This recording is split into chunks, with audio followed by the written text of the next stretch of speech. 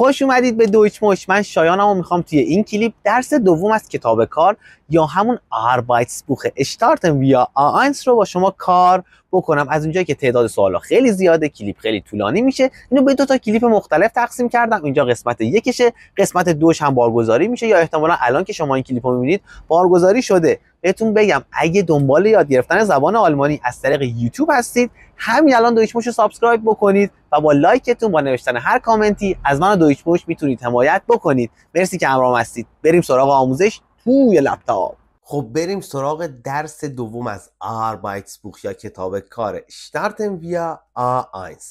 میخوایم این جلسه رو شروع کنیم با تمرین سوم از تایل آ. فقط قبلش یه سوالی ازتون دارم. من درس قبل رو که بارگذاری کردم، واچ تایم یا اون مقدار زمانی که از کلیپ دیده شده خیلی پایین بود. خواستم بدونم ترجیح میدید که من اینجوری سوالهای گزینش شده رو توی پاورپوینت براتون بررسی کنم و قرار بدم، یا نه ترجیح میدید خود پاورپوینت صفحه کتاب رو ببینید و کلا دلیل این که زودتر میخواید کلیپ رو رد کنید و تا انتها نگاه نکنید چیه؟ اگه به من بگید ممنون میشم، همونجوری بهتون کتاب آموزش میدم که مد نظر خودتونه. ولی شروع کنیم با تمرین 3 از تایل آ. هر درس کتاب اشتارتن ویا بخش آربایتسبوخش، کتاب آربایتسبوخش 4 تا تایل داره: آ، ب، س، د. توی این جلسه تایل آ رو کار میکنیم و ب رو که بیشتر سوالای گزینش شدم از تایل ب هستن. جلسه بعدی س و د. خب چی از ما خواسته تشخیص بدیم این 4 تا جمله‌ای که با فونت آبی نوشته شدن فرمل هستن یا اینفورمل. اصلا معنی اینها چیه؟ فرمل یعنی رسمی، اینفورمل یعنی غیر رسمی. ما توی صرف ضمایر داشتیم دو یعنی یک تو اینفورمل غیر رسمی، زی با اس بزرگ یعنی تو رسمی و فرمل جناب عالیه. خب بریم اینجا بررسی کنیم اون دیا و تو رسمی یا غیر رسمی. درسته غیر رسمی، اینفورمل. حالا این چطور؟ وی گیتس اینن، شما چطورید؟ این یکی فرمل رسمیه. هر زمان دیا رو دیدید یعنی یک توی غیر رسمی، هر زمان اینن رو دیدید یک توی رسمیه.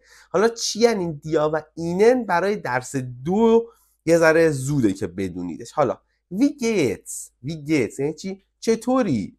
خب معلومه غیر رسمیه، اینفورمل. Und ihnen، گفتم این اینن رو که دیدید یعنی که تو رسمی، تو محترمانه، پس یعنی فرمل هست. تمرین بعدیمون تمرین 9 از تایل آ هست.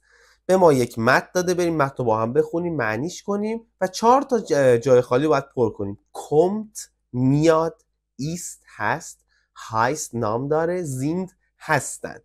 wie geht's denn so؟ چجوری هست؟ چطوری میگذره؟ بلا بلا یه شتودیه، یک تحقیق، این شتیتن ولتوایت، در شهرهای سراسر جهان، ولتوایت. خب چی میتونه اینجا باشه؟ میاد، هست، نام داره، هستن. این اسم این شتودیه هست، اسم این تحقیقه. پس میگیم heißt wie geht's denn so؟ heißt die Studie، اسم اینه. خب sehr gut، خیلی خوب، گود خوب، نه یا سولالا، هی بدک نیست. اون دی توپ 5 شتیته و 5 شهر برتر داره توی این تحقیق بررسی میکنه برترین شهرهای جهان کدومن. اون دی توپ 5 شتیته بلا بلا برترین شهرهای جهان هستند در زمان آلمانی زیند.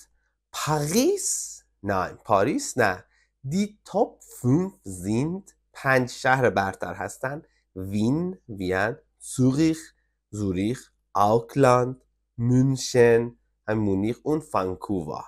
اون برلین و برلین تیا آره خوب، آخ برلین بلا بلا سکسی اون کول.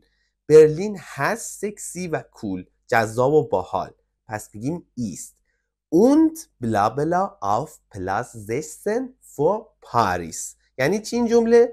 و قرار میگیره و میاد در جایگاه 16 قبل از پاریس، قبل از پاریس. پس اینجا داریم kommt. بریم سراغ تمرین بعدی. سوال شماره 10 از همین تایل آ. دیا یا اینن. گفتیم چی بود؟ الان جفتش معنی تو میده. dia informel غیر رسمی، ihnen رسمی و فرمل.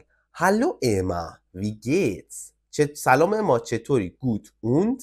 نگاه کنید بهش گفتیم اما، اسم کوچیکش رو مخاطب قرار دادیم، صدا کردیم، پس در جواب معلومه خودمونیه، اونم میگه Gut und dir؟ Guten Tag Herr Müller. سلام آقای مولا، اسم فامیلیش آورده شده. Wie geht es؟ وقتی اسم فامیلی آوردیم رسمیه، پس ihnen در جواب اونم همینجوری رسمی جواب میده. Sehr gut، خیلی خوب، danke، مرسی. Und ihnen و شما چطور؟ خب شماره 3 همین تمرین. Guten Morgen Maria, wie geht's؟ سلام ماریا، اسم کوچیکشو گفته، چطوری؟ Sehr gut, danke und مسلماً دیا، درسته. خب بریم سراغ تایل ب که خیلی بیشتر ما با این تایل ب کار داریم. چی میخواد بگه؟ دو تا گزینه داریم. Das ist ein Handy، das ist kein Handy. ein یعنی یک. خب اما حالا شما تو این درس اینا رو یاد میگیره، ein و eine، ولی میتونه خیلی پایان بندی های متفاوتی داشته باشه، میتونه einem، einen، einer بلا بلا بشه. حالا تو این درس داره میگه ein درسته یا eine. حالا پایینیش چیه؟ Das ist kein Handy. kein چیه؟ حرف نفی اسامی، این موبایل نیست. ما وقتی میخوایم یک جمله رو نفی کنیم، خب بگیم نیست، اگه فعل رو نفی کنیم از نیست استفاده میکنیم، اگه اسم رو مثل اینجا که داریم یک اسم رو نقض میکنیم، نفی میکنیم، از kein. ولی این هم عین ein پایان بندی مختلفی داره. تو این درس چی رو ما یاد گرفتیم؟ اگر که کلمه ما همه اینها در جایگاه نومیناتیو هستن، در جایگاه فاعل ما هستن، این یک موبایله، خب فاعل جملمونه. اگه بگم من این موبایل رو میخرم، به فارسی دارم بهتون میگم، من میشم فاعل، خریدم فعل، این موبایل مفعول، پس میتونه تغییر پیدا کنه. تو زبان آلمانی تو 2 تا مفعول داریم. تمام این جملات به این دقت کنید، اون کلمه که یا یکی هست، یه موبایله، یا هیچ موبایل نیست، در جایگاه فاعل جمله من، این موبایل هست یا نیست. خب چی رو باید بدونیم؟ اگه کلمه ما آرتیکلش در بود یا داس بود، یعنی کلمه ماسکولین بود یا نویترال، ein و kein میگیم.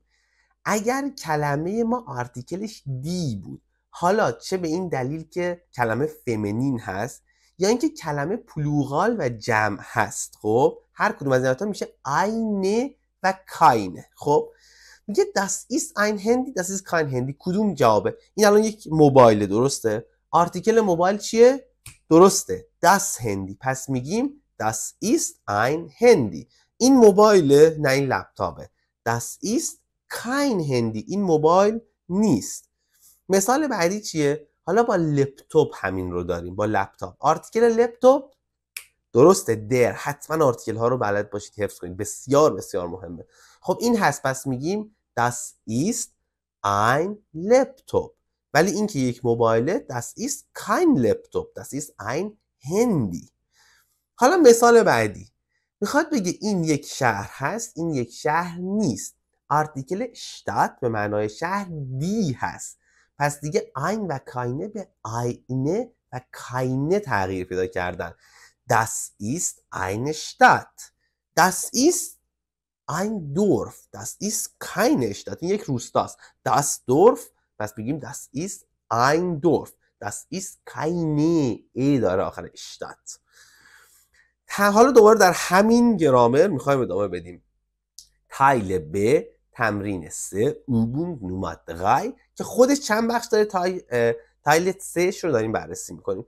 میخوام یه سری عکس من براتون آماده کردم، این خود کتابه، یعنی این خود تمرین کتابه. میخوایم بگیم آیا این کلمه‌ای که اینجا داریم این عکس ما هست یا نیست. خب این که کافه هست، درسته، این که قهوه است. آرتیکل کافه هم ما چیه؟ باید بدونید der. پس میگیم این یک قهوه هست، چی میگیم؟ das ist ein oder eine. درسته، آرتیکل دره، das ist ein Café، این یک قهوه است. حالا اینجا کلمه‌مون چیه؟ پیتزا. آیا اینجا پیتزا میبینیم؟ نه. آرتیکل پیتزا رو باید بلد باشید و یعنی نمیتونید جملتون رو درست بنویسید. آرتیکل پیتزا دی هست، پس das ist keine Pizza. کلمه سوم جینز. تو تصویر خب داریم میبینیمش، درسته جینزه، ولی آرتیکلش چیه؟ دی هست. پس das ist eine Jeans. این یه دونه جینه. کامپیوتر. کامپیوتر آرتیکلش چیه؟ در. آیا این یک کامپیوتر هست؟ بله این یک کامپیوتره. چجوری میگیم؟ das ist ein Computer. مثال پنجمش هندی. آرتیکل هندی چی بود؟ چی بود؟ das. آیا اینجا ما داریم یک هندی میبینیم؟ نه، روزنامه میبینیم. das ist kein Handy. was ist das? die Zeitung. میشه روزنامه. das ist kein Handy. das ist eine Zeitung. چون آرتیکل Zeitung روزنامه دی هست. آرتیکل آوتو das. آیا این آوتو ماشین؟ خیر، این موتورراده. آرتیکل موتورراد چیه؟ اونم داسه. das ist kein Auto. das ist ein Motorrad. شماره هفتم بوس، اتوبوس. آرتیکلش چیه؟ der. das ist kein Bus. این اتوبوس نیست. das ist ein Flugzeug. این یک هواپیماست. das ist ein Flugzeug. تاکسی. آرتیکل تاکسی das هست. اینجا هم که داریم میبینیم تاکسیه. پس das ist ein Taxi. چرا kein نوشتم؟ این باید ein باشه. das ist natürlich ein Taxi. این یه تاکسیه. یکه یعنی کاپشن. آرتیکلش چیه؟ دی هست. من قبلا هم گفتم استثناء کم نداره ها، ولی 90% کلماتی که به ای ختم میشن آرتیکلشون دیه. همین جلوتر یکم عقب‌تر داشتیم کافه، ولی در هست. یا نامه به معنای اسم در هست، ولی اگه ندونستید آخرش ای بود حدس بزنید دیه. خب آیا این یکه است؟ کاپشنه؟ نه. das ist keine Jacke. was ist das? das Hemd. پیرهن مردونه. das ist keine Jacke. das ist ein Hemd. بریم حالا همون تایل ب، تمرین شماره 4 بخش آ. خب باید بگیم که آیا این کلمه هست یا نیست، این کلمه هست یا نیست. اینی که تو تصویر می‌بینیم آقای گربه، در واقع تو آلمانی میشه خانوم گربه چون آرتیکلش دی هست. به آلمانی میشه چی؟ کاتسه. دی کاتسه. حالا سگ در زبان آلمانی میشه در هوند. پس میخوایم بگیم این سگ نیست، چی میگیم؟ das ist kein Hund. چون آرتیکل هوند در هست، ولی چون آرتیکل کاتسه دی هست، یا کنیم بازم به ای ختم شده، میگیم das ist eine Katze. به همین ترتیب فرا یعنی چی؟ خانوم. دی فرا. der Mann یعنی مرد. das ist، این تصویر چیه؟ das ist eine Frau. das ist kein Mann. این مرد نیست. das ist دو تا کلمه داریم با آرتیکل یکسان. دی بلوزه، دی یکه. بلوزه همونی که تو تصویر میبینیم، شومیز به اصطلاح، خب پیرهن زنانه. یک یعنی کاپشن. das ist eine Bluse. das ist keine Jacke. خب یه سری عکس داریم باید ببینیمشون و با این حروف از هم جدای اینجا این کلمه رو تشخیص بدیم. زن، مرد، پسر بچه و دختر بچه. زن در زبان آلمانی الان کار کردیم، چی میشه؟ فراو. چجوری می نویسیمش تو این حروف؟ شما میگم من نمیتونم خیلی کلیدو طولانی کنم، شما یه استاپ کنید اینو انجام بدید، بعد بیاد ببین آیا درست بوده یا نه. فراو. این اف و اق میره، یه آ و او هم احتیاج داریم. فراو. حالا من رو چجوری می نویسیم معنای مرد؟ یک ام و آ و دو تا ان بعدش. من. پسر بچه هرچند چندین کلمه مختلف داره، کلمه که کتاب آورده. بوب هم میشه. حالا یونگه از این دوتا باید استفاده بکنیم. و دختر بچه هرچند حواستون باشه آرتیکل دختر بچه داسه. داس متشن. هر کلمه ای که به شن ختم شد بدون استثناء حتما آرتیکل داس داره.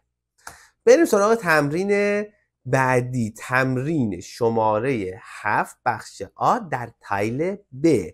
بریم همه اینا رو بخونیم، باید اینا رو به هم دیگه متصل بکنیم. Ich bin، من هستم. وی یک قید پرسشی، یک و فقایی است، به کلمات مختلف میچسبه، معانی مختلف داره. möchtest du، دوست داری، بلا بلا. sind، هستند. möchtest، دوباره مثلا برای میخواهی ولی ضمیرش نیامده. wie heißt، چی نام داره.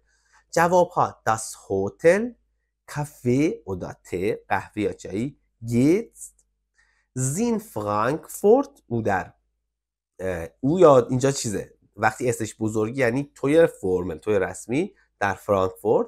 این برلین، در برلین. دودی هندی نوما، شماره میمان.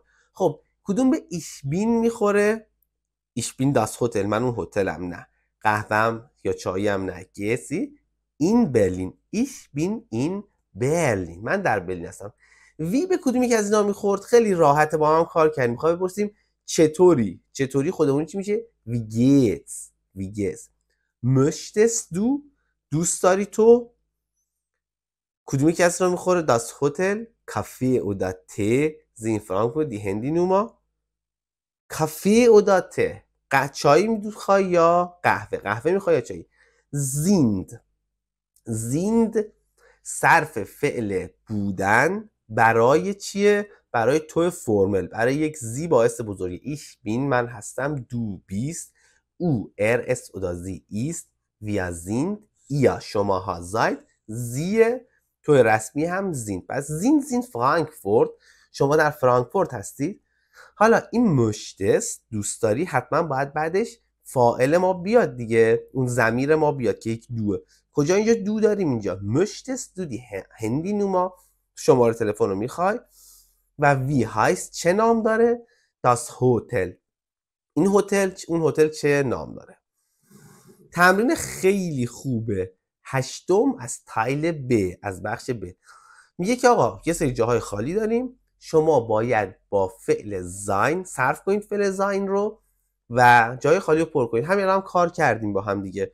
زاین به معنای بودن، من هستم، تو هستی، او هست، ما هستیم. خب بلا بلا این لایپزیگ، nein کارلا، ای بلا بلا این وین. زی وقتی اسش کوچیک نوشته شده یعنی چی؟ یعنی دو تا معنی میتونه داشته باشه. یا اویی که یک زنه، اویی که یا کار آرتیکل فمینین داره، یا اویی که زنه، ساراس، مهناز یا کارلاس. و میتونه آنها هم باشه. خب صرف میکنیم. ich bin، du bist، es oder sie ist. ist sie in Leipzig، او تو لایپزیگ زندگی میکنه، تو لایپزیگ. nein کارلا، دوباره به همون تایپ. ist in Wien، توی وین.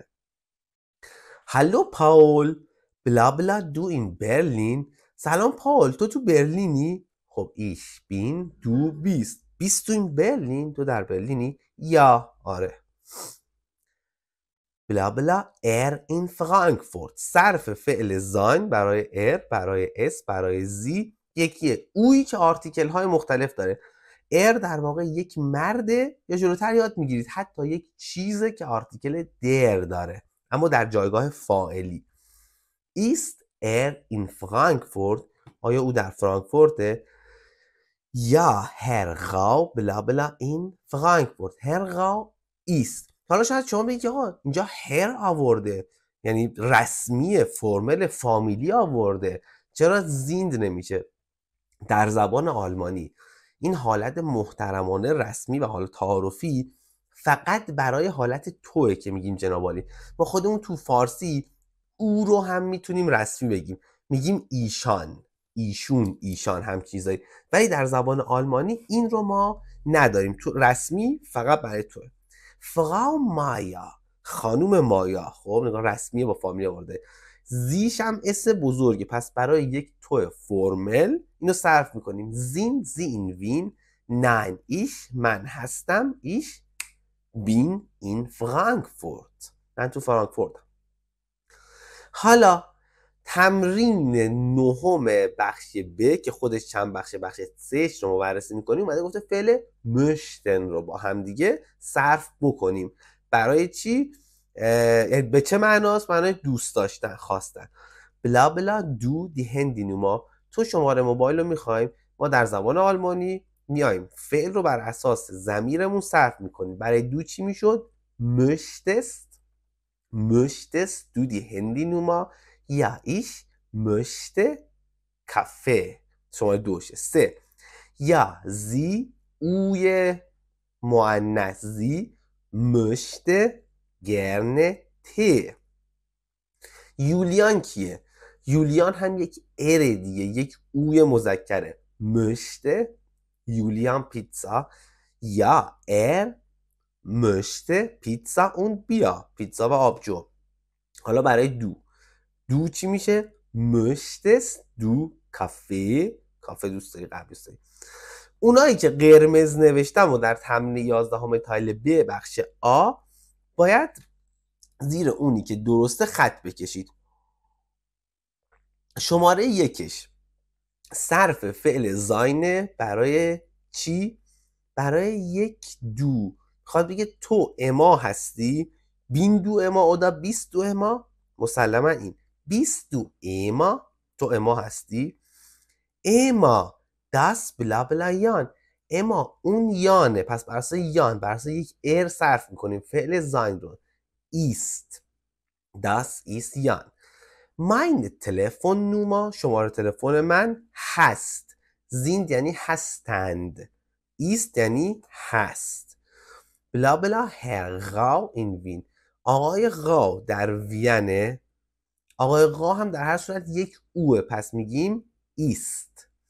nein بلا بلا jetzt in Frankfurt، نه الان در فرانکفورته. ایست. همین تمرین ادامه داره.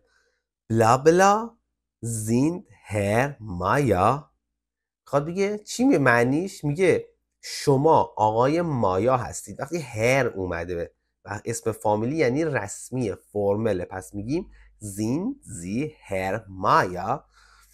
nein mein Name بلا بلا غا، نام من هست.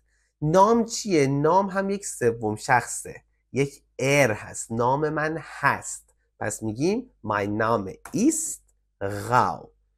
بلا بلا زی این برن، این زی با اس بزرگ نوشته شده، پس یعنی تو فرمله، پس میگیم زین برن، شما در برن هستید. nein ich بلا بلا این فرانکفورت، nein ich bin in Frankfurt، من در فرانکفورت هستم. آخرین تمرین این تایل بمون 4 تا متضاده، باید معنی اینا رو بدونید. چوس به چه معناست؟ چوس یعنی خدا حافظ.